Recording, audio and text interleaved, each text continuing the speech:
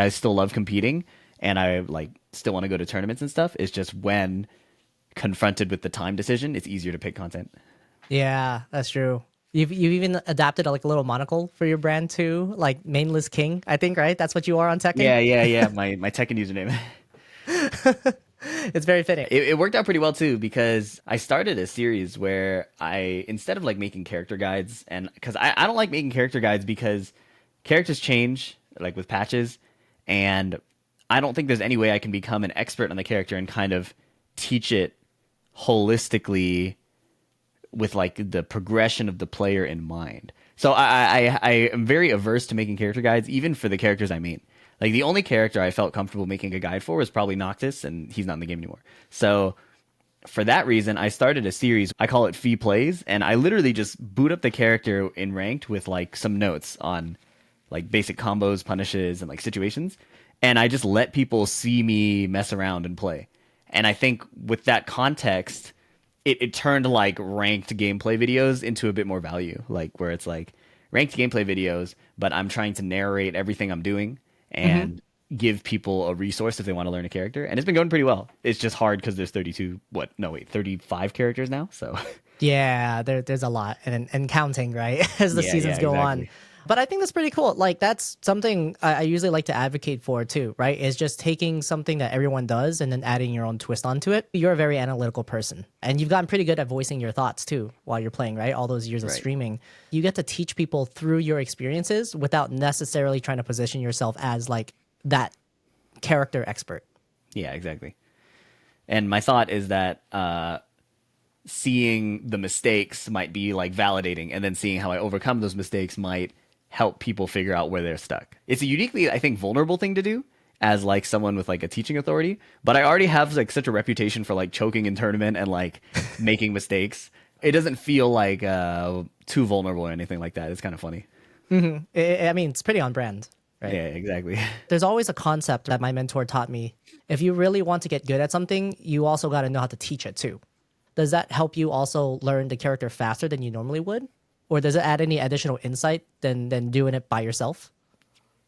So two things. I don't think it makes me learn it faster. I think it's a separate or like a tangential skill to like Mm, talk about every single thing because when I talk about it, I'm not focusing on it as much. I'm spending more brain power on like turning these abstract things into words. mhm. Or I will be in fact, I feel like it's not a completely separate skill, but turning my on-screen stuff into like a story or like a rational thing with a through line that people can follow. I think that is the hard part of those videos, right? And playing at the same time. So I don't think it makes my play better. I think it's actually going in the opposite direction. But because it's at like medium ranks, I can often get by. It doesn't really help, but it doesn't hurt too bad either. It's like a separate skill, it feels like. I'll also say that I feel like there are so many examples of people who can do but like can't teach. Especially in Tekken, there are so many people you ask what they did, they'll be like, I was just doing stuff, you know, like they don't know why. So I feel like in Tekken specifically, it's a different thing. And I think that's the reason my series is working so well is because there aren't people doing this outside of like on stream. But you don't see a lot of videos of people fighting and narrating every single thing they're trying to do, and then some of the meta thoughts as well, and then tracking what the opponent's doing. I think it's kind of it exists, but usually just in like stream VOD form. So Right, and people it's have to like it's sift slightly through different. it. Yeah. Yeah, you ever seen that meme? I'm pretty sure you've seen the meme, right? Where in the beginning, it's like it's the bell curve. In the beginning, the noob is Yeah, like, yeah, I'm gonna yeah, just press buttons, and then you think about yeah, frame data and everything, and the very end, the pro is like, just press buttons. yeah.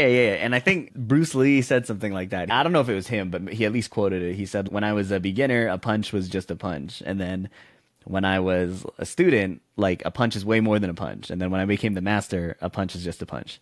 Right?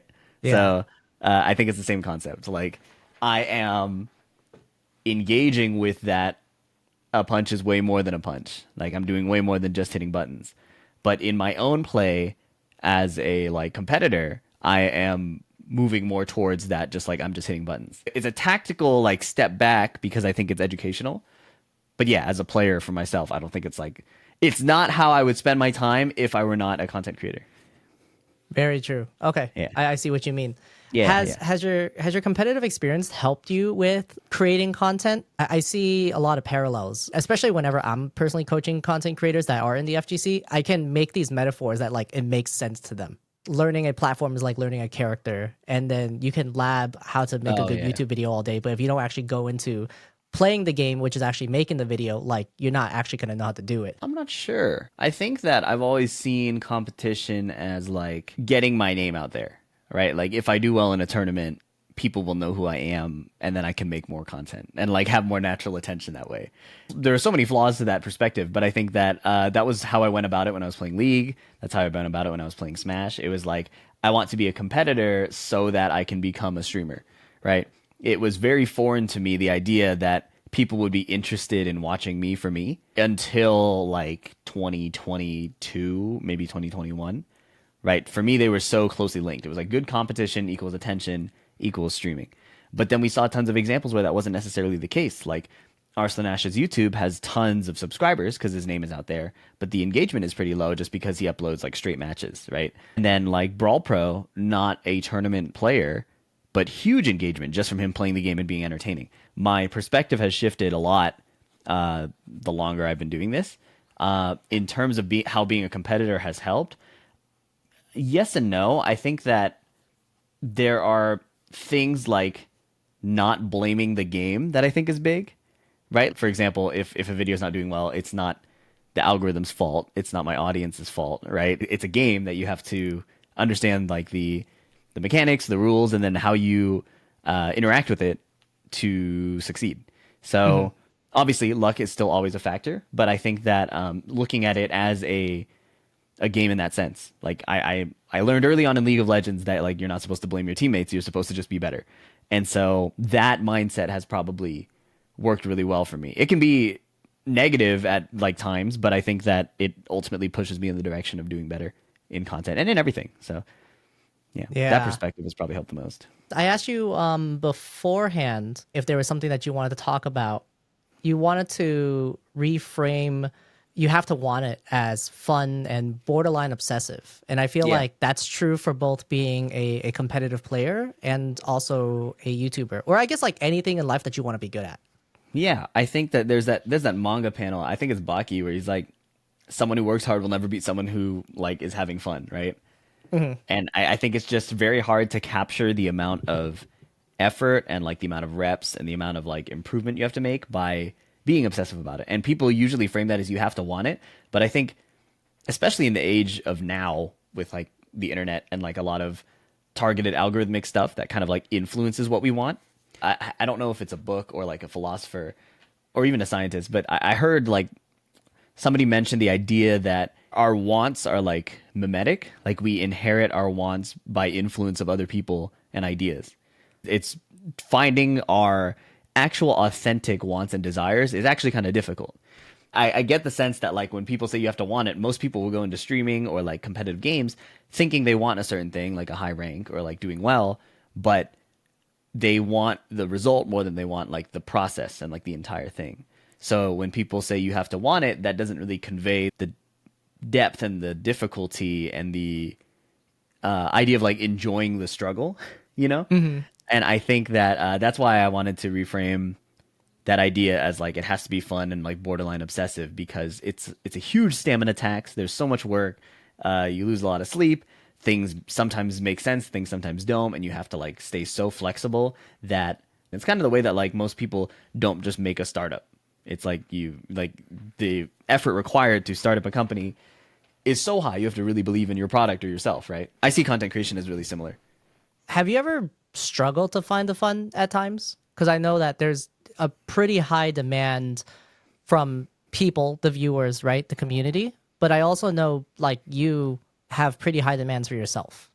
I think when I hit my stride, like realizing, so yeah, I would, yes, absolutely. I am definitely a perfectionist when I get my attention on certain details. So the early days of editing my videos, especially because I think I had the capability to edit to a very fine detail. I used to do like editing for my own like YouTube like music covers and stuff like that. So having that much control and that much precision was like destructive because I would never release anything. I would just keep editing it, and I would start doubting like the cadence of my speaking. I would sometimes do videos where I did like the aggressive YouTube cuts of on my voice, and sometimes videos where I would just speak. And I couldn't decide which I liked better because it kind of depended on how I felt that day. And I couldn't like commit to one thing. So it's as an edit, like editing my own videos was a struggle because I wasn't able to kind of set the administrative part aside, right? Of like, how do I want to sound? It kept getting mixed up. So the early days when I was editing my own content, like Tekken 7 1 minute matchups or cutting stream footage, it was super difficult. Not because of the time spent, but because of that going back and forth on how I want to craft my image. So the biggest like kind of buff I think to enjoying the process was when I got put onto like Gotham Chess and seeing that his style of video is quite literally him hitting record and talking. And sometimes he'll edit in a sponsor segment or like an intro to a stream clip, but it's mostly uncut. And when I tried that format on a video of me fighting JDCR in a first to two online, and it did well, I was like, oh, this is huge because I no longer have to go into that pipeline or wait for an editor to finish something. Even now, when I have like go back and forth with an editor, the hardest part of I think daily content creation is reviewing what the editor sent me with a like jumping between the my lens and the audience's lens, right? So I hate that part of the process the most. So the fact that I can do one take stuff and like people enjoy it is probably the biggest like blessing. Like thank God.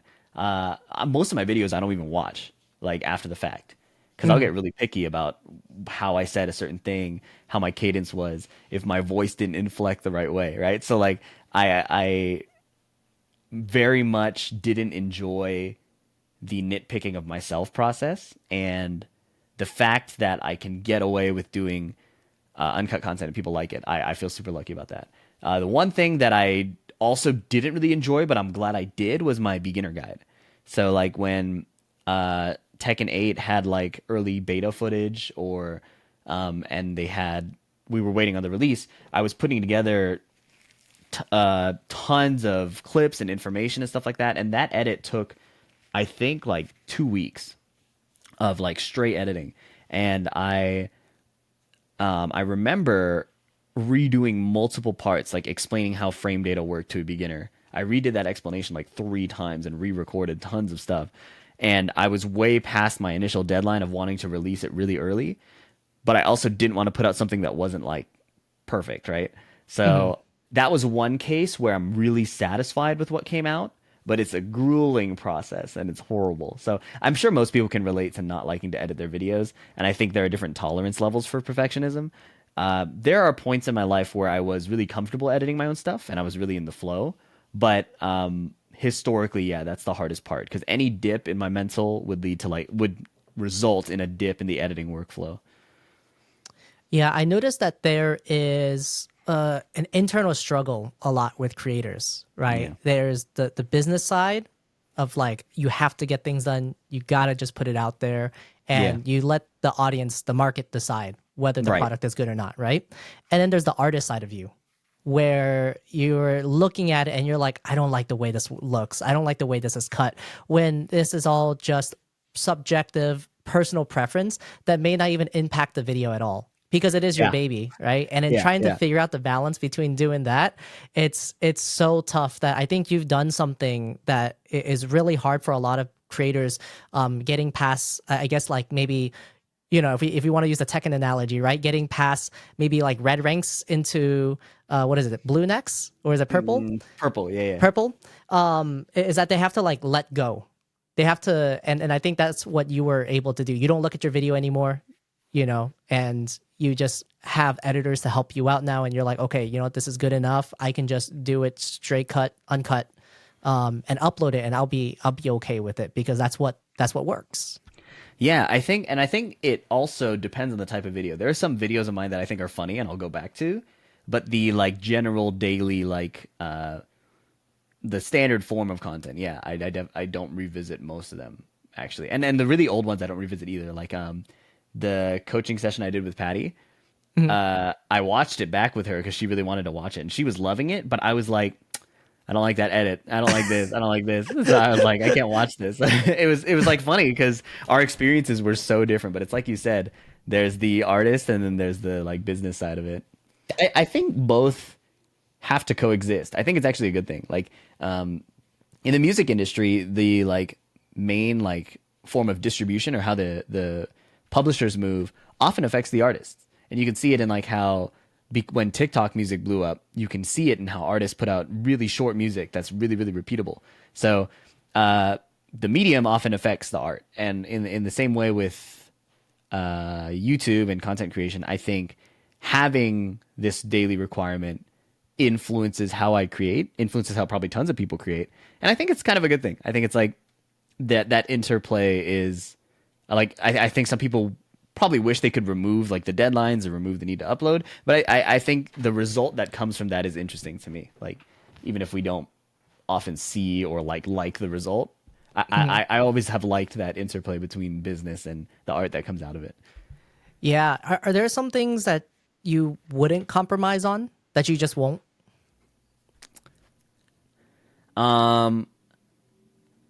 Most of the time, yeah. I mean, if I say something completely wrong or like my brain like zones out or like I stop talking, then I might like redo it, right? Unless it's late in the video and there's like something happening on screen. So, kind of like earlier in the podcast where I like completely like zoned out on like how I started streaming. If it were my video, I'm like, we're starting over. That's not happening. So that's one example. Otherwise, misinformation to a certain degree, like I try to correct. Like if I say something wrong, I'll pin a comment and try to correct it.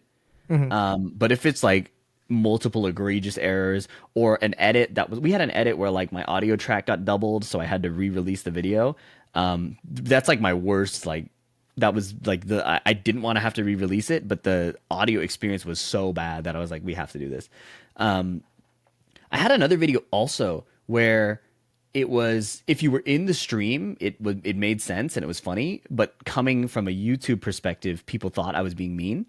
So like that was another video that I had to like re-release where like the basically I was playing a ranked game and like I was trying to figure out something and I was struggling and a dude was asking really vague questions. I And so I like remember roasted this. him. Yeah. I roasted him about that. And then I coached him after. Like I kind of gave him direct help and he appreciated it and he felt good. But everybody watching on YouTube, it's a different audience. They don't know me. They don't know the stream vibe. They were like, this guy was just being a dickhead for like 10 minutes and then like felt bad about it. So decided to coach him. And I was like, that's not really how I want to present myself. People are getting the wrong idea. So that's why I re-released it. I still like stand by like, I think what I did on stream, I just understood at that point that you have to package things differently for different audiences sometimes. And ultimately, that guy even came back in later videos and talked about being promoted and like he was really glad that like I helped him regardless of that initial response. So I think we left on a really positive note and continue to have positive interactions. It was just people who weren't in the group that looked at that and were like, that was messed up, you know? So that is those cases of like misinformation or like misrepresenting myself are probably the only cases I'll like re-release something and then like bad audio or a bad edit or something. But the bad edit or whatever is usually if I didn't proof watch it like with a like deeply enough, you know. Gotcha. So it's mostly like very egregious mistakes that like that kill the experience of the viewers. You know that make it really bad, or if it's just you know something that needs reframing. Because that's the interesting about content, right? Like philosophically, there's like it's you, but you don't get to control your own narrative anymore once you put the video out. Yeah. And there's so many narratives that get spun about you once it's out there and like no matter how well you edit because you only could see it from you and the editor's perspective, but then once you put it out there everybody can interpret that differently. Yeah. Yeah. I think it is a blessing and a curse in a way. Like things can get hype that I didn't expect would be hype, but also, yeah, like things can go out of control. It doesn't happen often. I think that was the last time that happened, and that was like 6-7 months ago. So it's mostly a good thing, I think, that people have gotten excited about my content in ways that I didn't expect. It's why I can do uncut content. I didn't expect there to be a market for that, just because it's not that I don't like listening to myself talk. It was more that I didn't think that was just a successful style of presenting my information, right? Like, I look at Brawl Pro, he does tons of like aggressively cut funny moments. I thought that like that was probably the meta. But upon reflection, if you look at like the main man for Tekken, Gotham Chess, there's tons of like demand for like almost podcast style presentation where people can like have lunch and put on an episode of something, right? So to that end, I'm I'm kind of glad that like things can take on a life of their own because it has led to things that have helped me a lot that I didn't expect. Yeah. Is there anything about the way you're doing content now that you would like to improve on? And I'm only thinking about this because you use the music analogy for TikTok, right? It used to be, and if we're talking about metas, like in terms of content, the meta for music used to be like long, Yeah, like yeah. longer duration for songs, right? You had Full like, albums, yeah. yeah, and you had like a bridge and everything like that. Sometimes a music so like a a solo from the guitar because everything is short now. Songs are more like 2 minutes long, Yeah. you know, two verses and like you're good and you're out. You kind of have to adhere to those rules of like what the viewer preference is. Is there anything that you wish you could add on a little bit more if you could? Yeah, I don't think it's the content itself necessarily. It's more like I want to leverage short form more because I think it's so untapped, and I think that I want to do more videos that are like sub 20 minutes. So I have my standard analysis, which can run anywhere from 25 to 40 minutes to an hour, depending on how long the set is. I want to be able to give people information in like shorter doses, and something I've experimented with the Esports World Cup is like selectively abridging matches. Like I'll watch a match, look for kind of a theme, and then hand pick rounds from it that still convey that story, right? Like there was a set in the Esports World Cup where Jod from France playing Nina was winning a lot through chip damage, applying pressure with quick pokes, and then like pumping the brakes a bit because he was fighting a Brian and then would get a huge punish. So I didn't have to show every single round for that. I just showed like maybe 4 rounds instead of all six or what? Yeah, 5 rounds per match. So I would skip like a couple and it would work really well. And then there was other moments where it's like the single setup worked like 3 times. Like so I time stamped those parts and put it in like Chrome tabs and would jump between tabs instead of like doing it in post because I think that it allows me to do kind of like a live sports analysis type thing, which I It thought feels was more really cool. dynamic to the audience. Yeah, but it was so hard to prepare, like just watching the match over and over and over again, choosing what to cut, choosing what to keep, kind of simulating the presentation part of it, and then finally recording it without messing up. That was hard because when I imagine presenting it, I don't imagine speaking for the whole duration of time. So to me, time passes faster. I can jump to that moment and show it. Then when I hit record, I realize there's a lot of downtime and my talk is kind of improvisational. So sometimes I'll be improving and then the moment will come and I'll miss it, right? So like it's been a fascinating challenge. I love the style of content that comes out of it, but it's so hard to do that I want to get better at that. And I also want to get better at analyzing Tekken in general because it takes me so long. Like to do a the video comes out pretty short or like relatively like 30 to 40 minutes, but the actual prep work sometimes I'll have to watch the same first to two for like 2 hours, and that's a lot of time. So I almost Yeah. wish I could like analyze at double speed or like improve my analysis so that I don't have to watch the set over and over and over again to pick up everything I want to talk about. So those are like improvements I think that aren't immediately obvious to the viewer maybe, but I think would still result in a better product and a better process for me. So yeah.